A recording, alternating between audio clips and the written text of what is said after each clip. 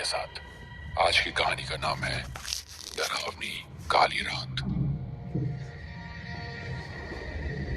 दोस्तों, अक्सर ऐसा होता है ना कि लोग वादा करते हैं, भूल जाते हैं, मगर कुछ लोग ऐसे भी होते हैं जो अपना वादा मरने के बाद भी निभाते हैं। जी हाँ दोस्तों, आज की ये दिल दहला देने वाली कहानी इसी बात पर आधारित है, तो ध्यान से सुनिएगा।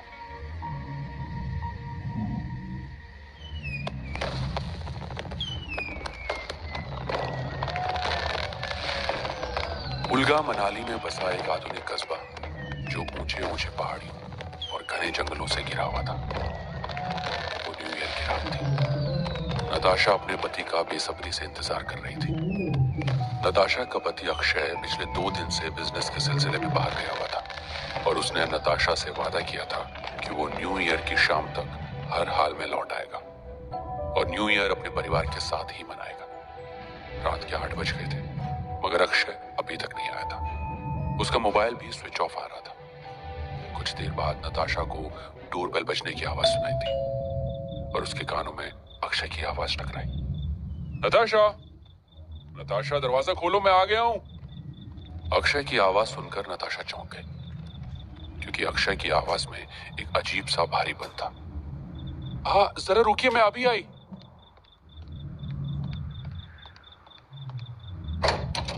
नताशा ने देखा बाहर बर्फ गिर रही थी और अक्षय बाहर खड़ा उसे अजीब सी नजरों से घूर रहा था। अक्षय को अपनी तरफ इस तरह घूरता देख नताशा को थोड़ा तो अजीब लगा और फिर उसे अजीब सी गंध आई। वो गंध अक्षय से आ रही थी। अक्षय सीधे कदमों से अंदर आ गया और सोफे पर बैठ गया। तभी उनका बेटा रॉकी दौड़ते हुए उनके पास आ गया। पापा आ गए, पापा आ गए। अक्षय ने अपने बेटे को देखकर कोई प्रतिक्रिया जाहिर नहीं की और उसने अजीब से अंदाज में कहा, रॉकी बेटा अभी जाओ, मैं बहुत थका हुआ हूं। रॉकी मुंह लटकाकर चला गया। अक्षय सोफे पर बैठा हुआ अपने घर को बहुत गौर से देख रहा था। उसके देखने का अंदाज थोड़ा अजीब भी था। अक्षय, तुम सुबह आने वाले थे ना? तुम्हें पता है मैं कब से तुम्हारा इंतजार कर रही थी। हमें आज शाम निधि के घर न्यू ईयर पार्टी में जाना था। 8 बज गए, पार्टी शुरू होने वाली होगी, जल्दी चलो ना।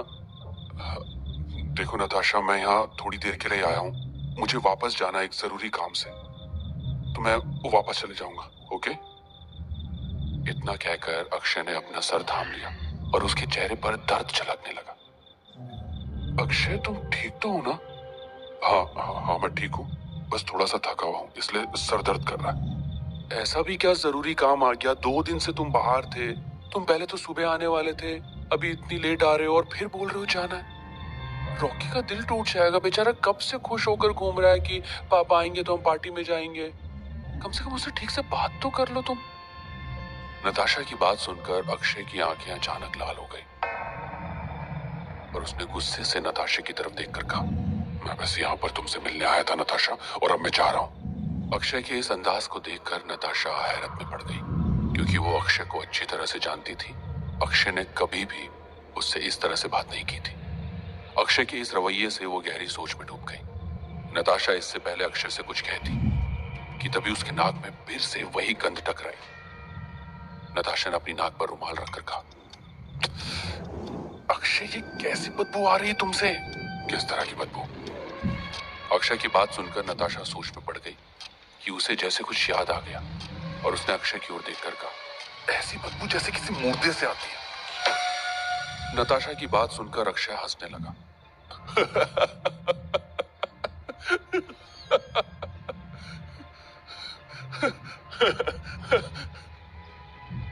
मगर नताशा ने यह देखा कि उसकी हंसी में भी एक दर्द था, जैसे कि उसे बहुत ज्यादा तकलीफ हो रही है। बस बहुत हो गया अक्षय, और मुझे लगता है तुम्हें ना गर्म पानी से नहाना चाहिए, अपने माइंड को थोड़ा रिलैक्स करना चाहिए, और तुम्हें अभी कहीं नहीं जाने की जरूरत है, ओके?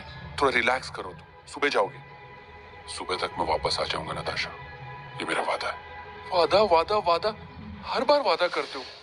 वादा तो तुमने न्यू ईयर की शाम तक आने के लिए भी कहा था और पार्टी में जाने के लिए भी कहा था। हाँ नताशा, तुमसे वादा किया था ना, और अपने इसी वादे को निभाने के लिए मैं कितनी दूर से यहाँ आया हूँ तुम्हें अंदाजा भी नहीं है। एक ऐसा वादा किया, आए और चल दिए। वादा तो तुमने ये भी किया था कि न्यू ईयर साथ सेलिब्रेट करोगे और उस पल को यादगार बनाओगे।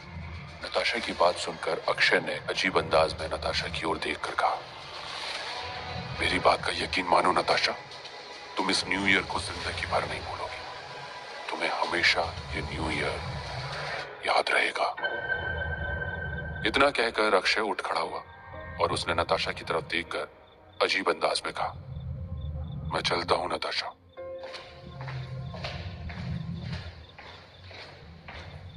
ये बोलकर अक्षय तेजी से घर से बाहर निकल गया। वहीं नताशा अक्षय के इस रवैये से काफी चिंतित हो गई और उसका मूड भी बुरी तरह से खराब हो चुका था। रॉकी ने नताशा की ओर देखा और कहा, तो मम्मा आज हम पार्टी में नहीं जाएंगे? रॉकी बेटा जाकर अपने कमरे में लेट जाओ, हम इस बारे में सुबह बात करेंगे, ओके बेटा? मम्मा पापा ने ऐसी बात क्यों की? मुझे बहुत अजीब लग रहा था। अजीब तो मुझे भी लगा बेटा, और शायद वो बहुत थक गए हैं और कुछ जरूरी काम है उनके पास, इसलिए वो नहीं रुक पाए। कल आ जाएंगे पापा बेटा, जाओ। पता नहीं मम्मी, मुझे ऐसा लग रहा था वो पापा नहीं थे, कोई और था। रॉकी की बात सुनकर नताशा चौंक गई। तुम कहना क्या चाहते हो रॉकी? वो मुझे पापा नहीं लग रहे थे मम्मी, कुछ अजीब से लग रहे थे। और मैंने देखा उनके हाथों में खून भी लगा हुआ था। आपने देखा क्या? क्या बकवास कर रहे हो रॉकी तुम? जाओ जाओ अपने कमरे में जाओ और सो जाओ, हम सुबह बात करेंगे, ओके? गो। रॉकी मुंह लटकाकर अपने कमरे की ओर चल दिया। नताशा न जाने कितनी देर तक वहां पर बैठी रही, उसे पता ही नहीं चला। वो बस अक्षय के ख्यालों में खोई हुई थी कि अचानक उसने अक्षय को सीढ़ियों से ऊपर चढ़ते हुए देखा, लेकिन अक्षय तो चला गया था। इसीलिए नताशा को बहुत आश्चर्य हुआ। ऊपर रॉकी भी जाग रहा था। रॉकी ने चिल्लाकर कहा, पापा पापा पापा। लेकिन अक्षय तेजी से ऊपर वाले कमरे में चला गया। नताशा और रॉकी तुरंत अक्षय का पीछा करते हुए कमरे में गए तो वहां कोई नहीं था। नताशा और रॉकी दोनों हैरान थे। अचानक अक्षय की एक दिल दहला देने वाली तेज चीख पूरे घर में गूंज उठी, जिसे सुनकर रॉकी रोने लगा। नताशा रॉकी को चुप कराने लगी, लेकिन वो भी इन सभी हो रही घटनाओं से हैरान और डरी हुई थी कि ये सब हो क्या रहा है। जैसे ही नताशा और रॉकी नीचे उतरने के लिए सीढ़ियों के पास गए तो एक कोने में खून से सने हुए 2 हाथों के छाप दिखे।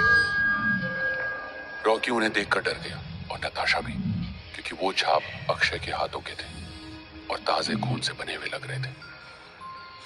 उसे देखकर नताशा और रॉकी घबराकर हॉल के अंदर चले गए और डर के मारे वहीं बैठ गए। काली सन्नाटे ठंड से हाड़ कपा देने वाली भरी हुई रात अपने चरम पर आ चुकी थी कि तभी रात के 2 बजे एक साया तेजी से दौड़ता हुआ नताशा के घर के दरवाजे पर आया और दरवाजे को खोल दिया। दरवाजा खुलने की आवाज सुनकर नताशा हड़बड़ाकर उठ बैठी और डरते डरते दरवाजे के पास पहुंची। उसने देखा दरवाजा खुला हुआ था। वो बोलना चाहती थी, लेकिन उसके मुंह से आवाज नहीं निकल रही थी। लेकिन बड़ी हिम्मत करके नताशा ने कहा, कौन है? नताशा की आवाज पलटकर नताशा के पास ही आ गई। फिर उसने दरवाजा बंद कर दिया। कुछ सेकंड तक सन्नाटा छाया रहा, लेकिन फिर बाहर से एक आदमी की आवाज आई। नताशा उस आवाज को पहचानती थी। वो आवाज अतुल की थी, जो अक्षय के ऑफिस में काम करता था। मैडम मैडम प्लीज दरवाजा खोलिए, मैं अतुल। नताशा उसे जानती थी। उसने दरवाजा खोला तो देखा अतुल काफी हाँफ रहा था, जिसके बाद वो एक गहरी सांस लेकर बोला, मैडम एक बहुत ही बुरी खबर है। अक्षय सर हमारे साथ नहीं रहे मैडम। करीब 5 बजे शाम को एक कार एक्सीडेंट में उनकी मौत हो गई। वो बहुत तेज से कार ड्राइव कर रहे थे, शायद उन्हें घर पहुंचने की जल्दी थी, और एक्सीडेंट इतना खतरनाक था कि उनकी मौके पर ही मौत हो गई। I am so sorry madam. कह रहे हैं कि कल सुबह तक अक्षय सर की बॉडी आप लोगों को सौंप दी जाएगी। मैं बस यही बताने आया था। अतुल की बात सुनकर नताशा की हालत काटो तो खून नहीं जैसी हो गई। नताशा बुरी तरह से डर गई और वो सोचने लगी कि अक्षय की मौत शाम 5 बजे हो गई थी, तो रात 8 बजे जो उससे मिलने आया वो कौन था? क्या वो अक्षय की आत्मा थी जो अपना वादा निभाने आई थी? नताशा के कानों में अक्षय की आवाज गूंज उठी।